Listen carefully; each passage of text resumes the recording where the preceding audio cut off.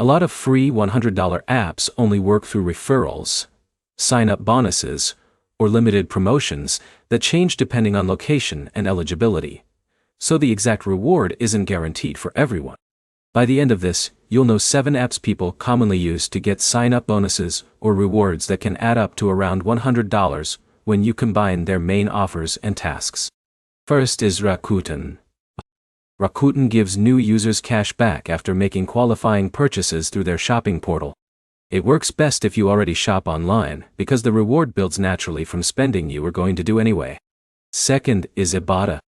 Ibotta lets you earn cash back on groceries and everyday purchases after activating offers and uploading receipts. It's useful if you regularly shop at supermarkets and want to turn normal spending into rewards. Third is Dosh. Dosh connects to your debit or credit card and automatically gives cash back at participating stores. It's simple because you don't need to scan receipts or manually activate deals. Fourth is Fetch Rewards. Fetch Rewards gives points for scanning almost any receipt, which can later be redeemed for gift cards. It works best if you generate a lot of receipts from groceries, dining, or retail shopping. Fifth is Swagbucks. Swagbucks offers rewards for completing small tasks like surveys, watching content, and shopping through its portal. It's one of the more flexible apps because it doesn't rely on just one earning method. Sixth is Inbox Dollars.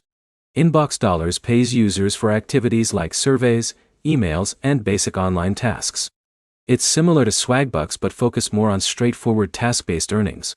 Seventh is Capital One Shopping. Capital One Shopping helps you find discounts and cashback offers when shopping online through its browser tool.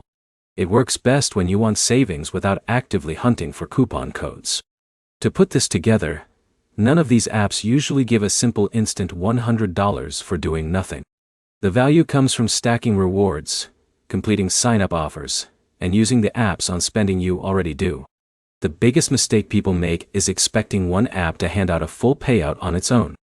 The real strategy is combining a few apps so your everyday shopping, browsing, and tasks slowly build toward that total. If this helped, like and subscribe for more clear breakdowns of apps that actually pay without the hype.